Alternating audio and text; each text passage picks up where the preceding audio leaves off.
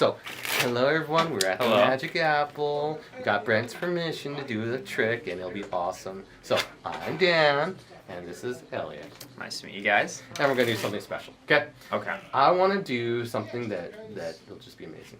Because I believe you're meant to do something amazing. I believe that too. Yeah. So, let's find out today what that is. But how about even better? How about I turn you into a magician? Okay. I get behind that. Okay, so let's have some fun. So I'm going to go through here, and what I'm going to do is, I think they're pretty much shuffled. Here's what we're going to do. I'm going to have you choose any pile you want. Left, right, whatever you want. Choose this one. Okay, take it. Okay. And what I want you to do is just mix the cards up, however you like. Go crazy. Just shuffle them up, and then when you feel you're good, we'll continue on from there. Ooh, he's doing a regular shuffle. Did. How to throw that in there. Fancy. So, we got that, and we'll swap packs. Okay. Okay? And instead of shuffling them and going crazy with it, just look through and make sure there's no Spanish-speaking chihuahuas, crazy things of that nature, and then, all good? Yeah, everything looks good. Yeah. So here's what we do. I'm going to have you go across the cards like so, just pushing out. And whenever you feel the urge, stop, and then turn the cards over. Okay. Yeah, just like that. Good. You're doing an amazing job. Thank you. I feel like I'm doing amazing. You're doing an amazing job. Okay. We want to see if we're in sync, kind of. So keep on pushing past face up to the face down, wherever you like. Just, oh, well, you're already doing it. That is amazing. I know. This is what I was meant for. Turning over cards. That is crazy. And then finally, push from the face up to the very first face down card you see. Oh, to the very first face down. Okay. Yep. There, and deal it to the table. Boom. Okay. Okay. We're mostly trying to see if we are in sync. Okay? Okay. And to also see if you're a magician. Okay? You've got to be in the hands and have free reign over it, shuffled it, all that stuff. Right? Mm-hmm. So here's what we're going to do. You could turn over your card. King of Hearts. Now. That's my nickname. Exactly, right? The man of love right here. Now, there are no duplicates in this pack. You're just only matching cards like clubs to spades, hearts to diamonds. Wow. And they match perfectly. I think you're meant to do something. Thank you. Now, we're going to do a quick trick, okay? I think you're ready. I really think you're ready, okay? So we're going to take this, and I'm going to actually have you mix everything up. Go. No, first just to make sure we load those kings in there. And go crazy shuffle.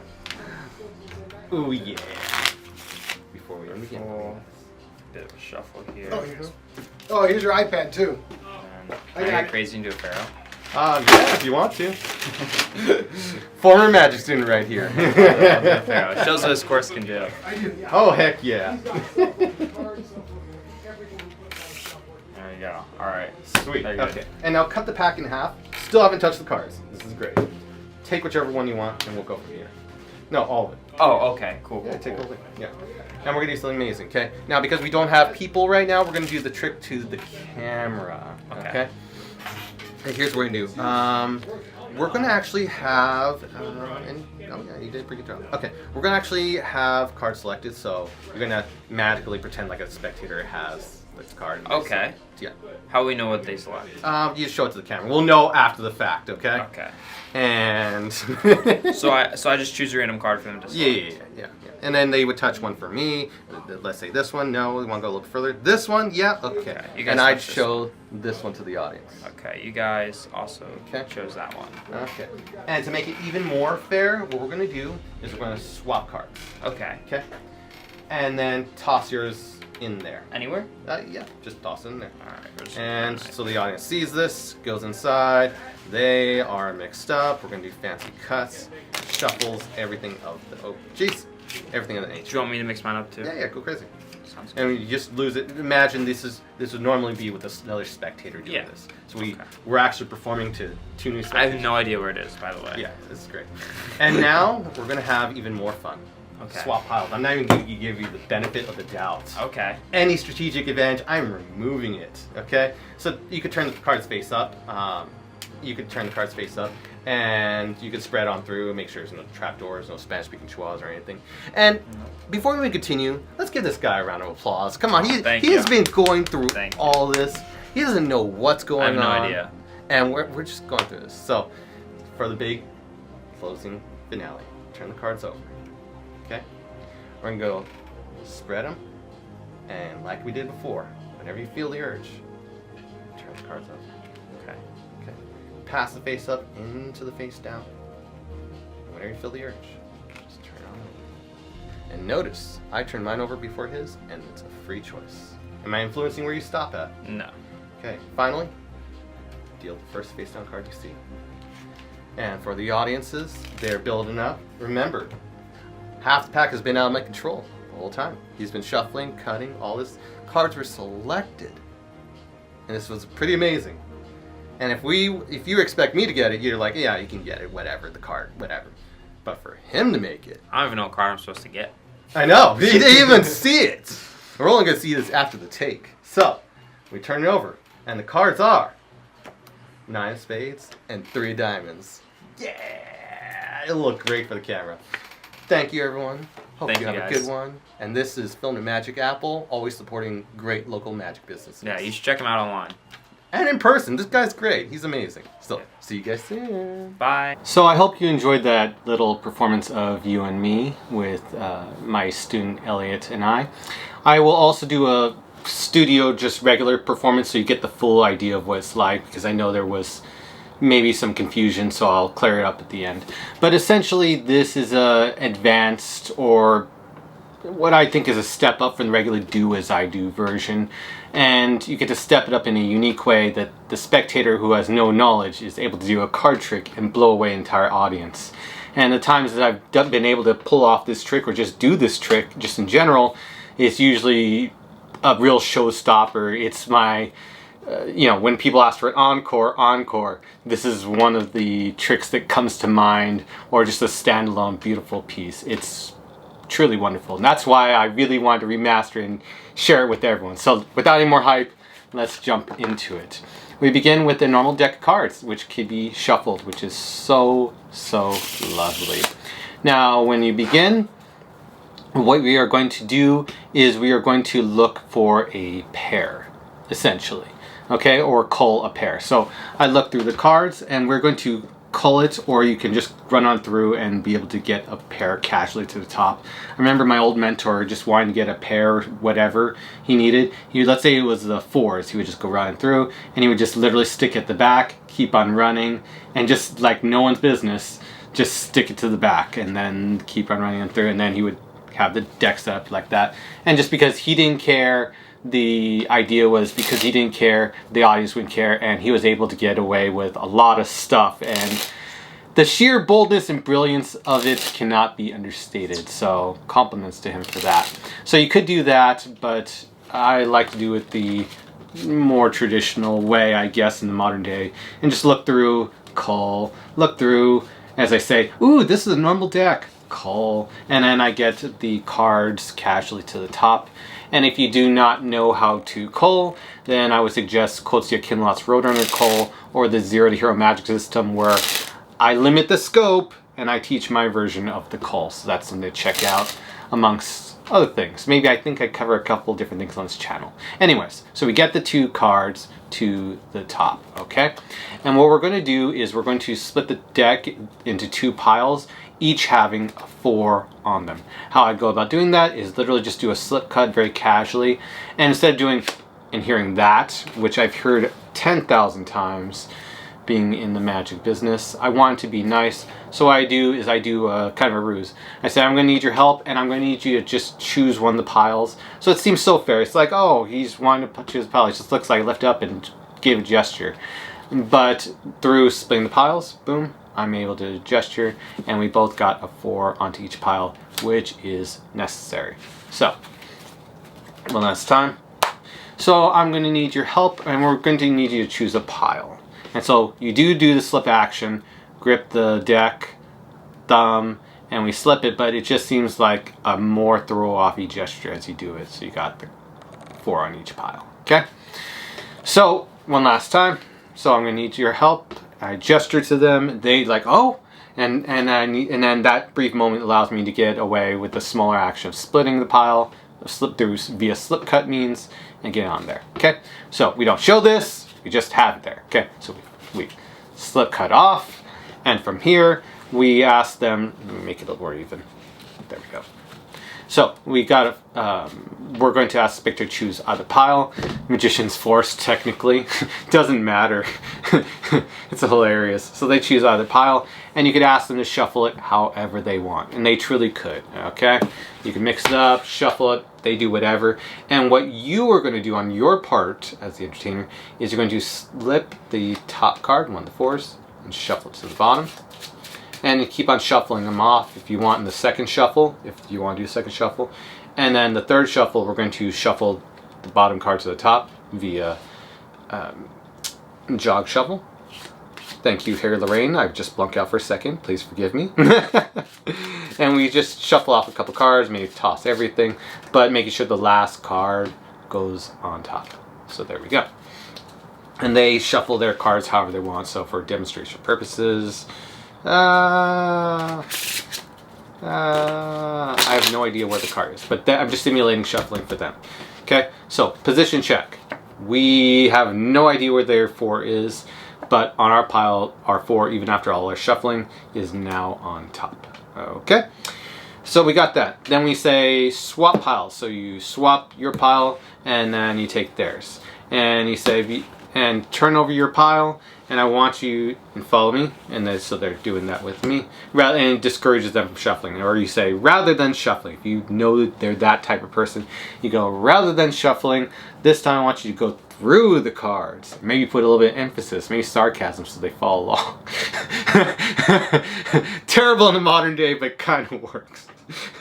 Anyways, so what we're going to do is we're going to have the showcase all the cards, and during this time you're going to find the 4. We're going to use the card above to go over it like usual with the coal clip, pull it out, and get to the top. So you just seem like you're just running through the cards as you seem very fairly, and then everything seems copacetic above board. It's not the same card over and over. They get that. It seems like a boring gesture, but you're able to get your 4 to the top. And so now you both are in position check like so, which is very, very nice. So even through this haphazard nature, you're able to maintain full control. And the audience doesn't know it, no one knows what's going on, and this apparently has fooled magicians, so there's that too, which is lovely.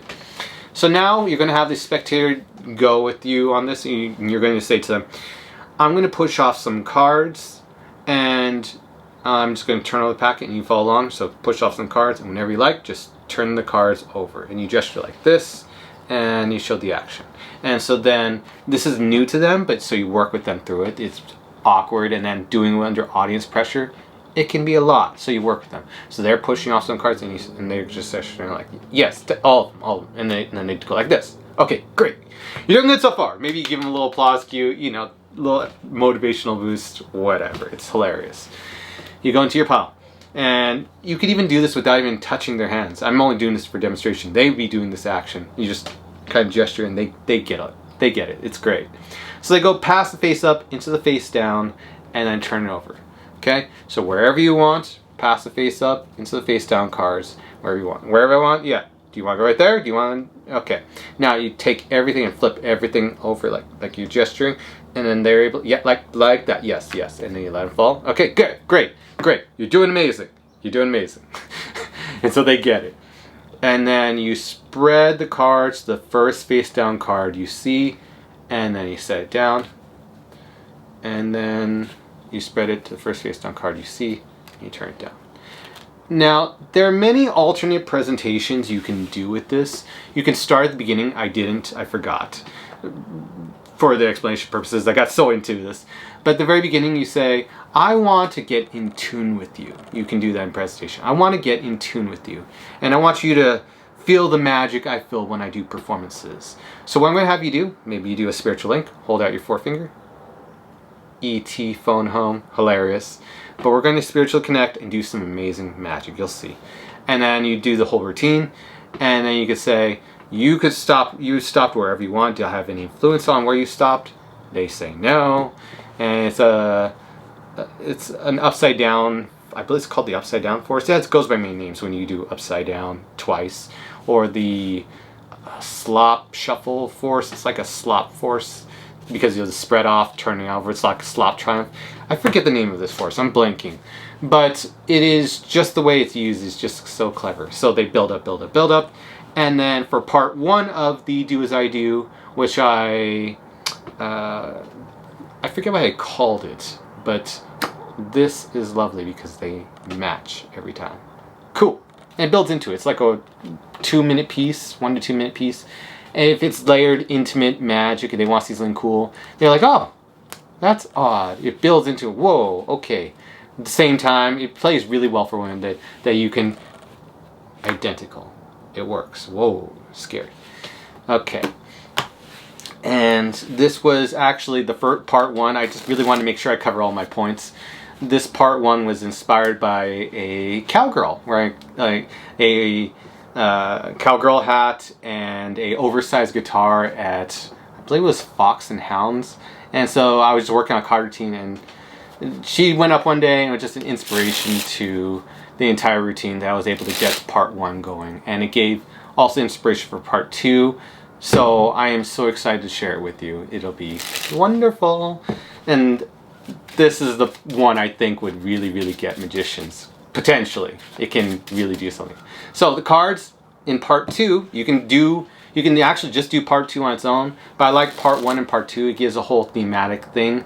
Like you're going from Do As I Do to something more. So you build upon it. Ooh, this is a really nice Do As I Do. Whoa, they match. And in part 2, we're doing a full-on card trick, and they both match, and it's really, really exciting. So in this one, after the cards are heavily shuffled by you or spectator, it does not matter, which is so cool about this. And we're going to split it into 2 piles. Okay, they can split into 2 piles, not you. You can do whichever. It's really cool because it's impromptu. And the helper who's going to help you with this, let's say their name is Marsha. Marsha, awesome.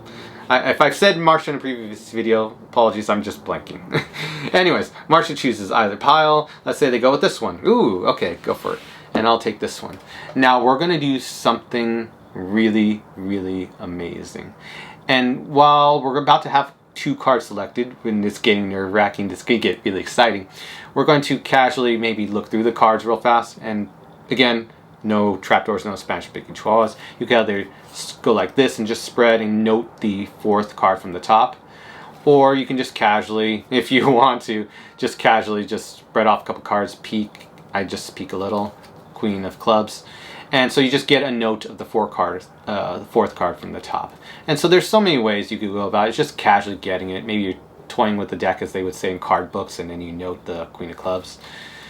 However you go about it, note, or you even do that, and you just, as you're scoring up, Queen of Clubs. Okay.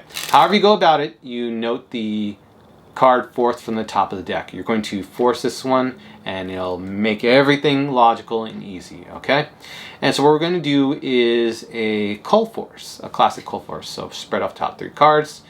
The 3rd card comes over the 4th card, and then you cull it.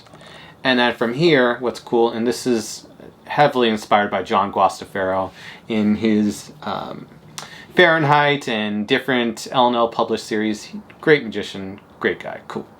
Anyways, so they push off, and then wherever they want, they point to a card. Do you want to go here? Okay, let's say they're very specific. This one? Okay. And then you show the card, so it's forced, and then hand it to them. Force complete. Okay, so that's the 1st card. And while that is going on, don't worry, I'm covering the other spectator. While that is going on, we have the other spectator having a card selected as well. It's from spectator to spectator. And you could say, okay, and then the presentation would be this. I'll go back. Okay, so Marsha, are you ready? Are you excited? Okay, we're going to have some really exciting fun. I think this will be great. Okay, so we're going to actually have you select a card to another person, or you're going to be the magician. This is going to be so cool. Okay, so you sir, let's say their name is Jason. Jason, touch anyone. Okay, you got it.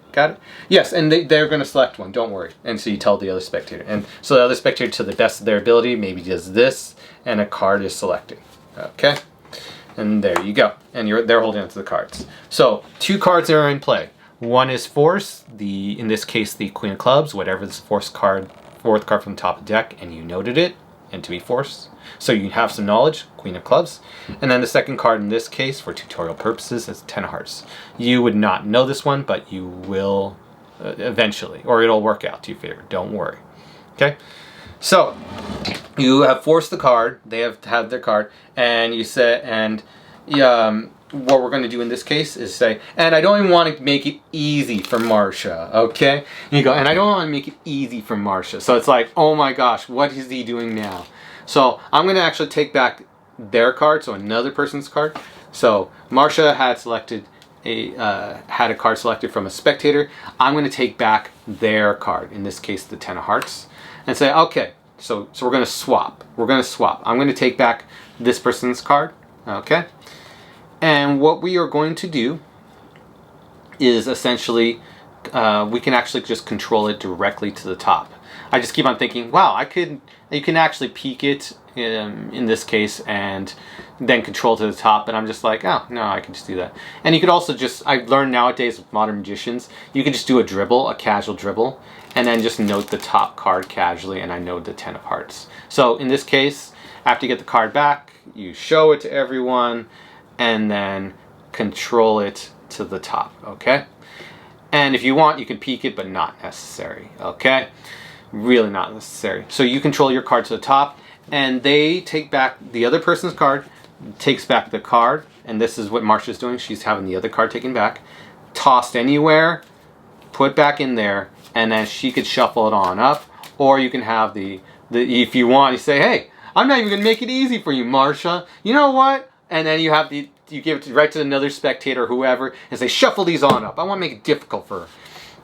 And then they're shuffling as much as they want, and it doesn't matter because the card is forced, which makes it so wonderful. It all comes together, I'm telling you. It's great. It's great.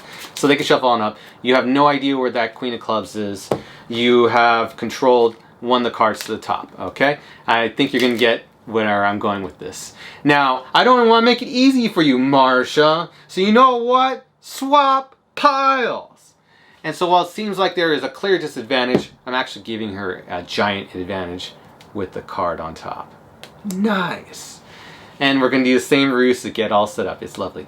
Okay, so Marcia, what we're going to do, turn over the cards, okay? Like before. And they could be very casual. They don't know what's going on, so you don't have to worry. Even if the card's at the top, you don't have to worry about it. So they turn over, okay? And what we're going to do is, like before, we're going to spread the cards, show everything is fair and copacetic, okay? And while that is going on, you are going through and calling the Queen of Clubs, wherever it is. I just noted it, I found it, and I'm going to be calling it to the top. So as soon as I cite it, and I'm about to call it, there's one ruse I do. If I'm having to go through the middle of the pack, I don't have to in this case, but I still tend to do this gesture. If, let's say the Queen of Clubs was right in the middle, I spread on through, spread on through, spread on through, and it's about to get to it, or I see him getting to it, I go, and so I get to it, and I'm getting in preparation for the call. I got in position, and I'm about to call it. Or you can casually sneak it to the top, like just sneak it casually to the top, and then put it back in position if you want, using an old gesture from my former mentor. But in another case, you can actually just call it to the top. It's much easier. Just card covers, call it. And you don't want to make it obvious that you know the card or having a sight. So during this time, there's the ruse. I go, and before I forget, like they're spraying their cards, they're showing everything off, and they're like, huh, what? And before I forget, let's give Marcia a round of applause. She's been dealing with all of it, and everyone's just like, yeah, and everyone's like, yeah. And because you don't know what's going on, and you're just going off blind hope, and you just know it's somehow going to work. And she's like, yeah. And just so it's pretty hilarious. They get the round of applause, you get audience relief, and because the audience relief, you can now casually call the card to the top, and now you're in position. Okay? Lovely. And then they turn their cards over. So position check, selection, we're Gucci, we're having some fun. This is exciting. Okay, so now at this point, we say, like before, Marcia, we've done this, and they're ready. Okay, and so, like before, and so they do it with me. push off some cards wherever they want, and you can guide them. Again, this is still exciting. They're nerve-wracking. They're feeling it, so you gotta maybe help them out, but just be a distance so it seems fair, okay? And so the audience can recollect, no, he never touched the cards. They did their own card trick. Maybe he had something to do with it. I don't know. They're just so confused. It's overreacting. It's crazy. So then they pass face-up cards into the face-down cards. They can stop wherever they want, and then you turn everything on over. So they're doing theirs, so they stop wherever. And because it's a slot force or double turnover force, you're going to force this card no matter what. It's pretty great just by a double turnover. So they stop wherever. Boom. From face up into the face down. Not the face up. You're not going to do there. You're a little bit in the face down. Yeah, yep, you got it. Okay. And they turn it over. Okay. And then spread the cards and deal the first face down card you see, or take out the first face down card you see. Boom. Set it on the table, and you can turn everything over. Yeah, you're good. Yeah. So then they're doing it, and then they deal it, and then you got that right there. And so then you want to go over the whole situation. This is a John Armstrong thing, and I really love it. Just reevaluate the whole situation. So let's start from the beginning. The cards are shuffled. The cards are cut. Okay. I had a spectator do basically all the actions. We made it difficult for Marsha. We made it impossible for her. And 2 cards are selected, and even if I find the card, no one would be impressed if I found the card. But if Marsha found the card, if we both found the card, that'd be worth a standing ovation, don't you think? And they go, yeah. They left with their card, you left with yours. And so you say, name the cards out loud. There's so much hype. You hear people just going, no way. So they're holding up theirs, and then you name it out loud. Queen of clubs, 10 of hearts. Boom! Nailed it. And this gets people really reacting. And if it wasn't for the fact that this is more of a table routine, and that just the context for the performance and being a little bit of a long performance to get to, this is just such a beautiful piece that it makes so many memories. I hope you enjoy it.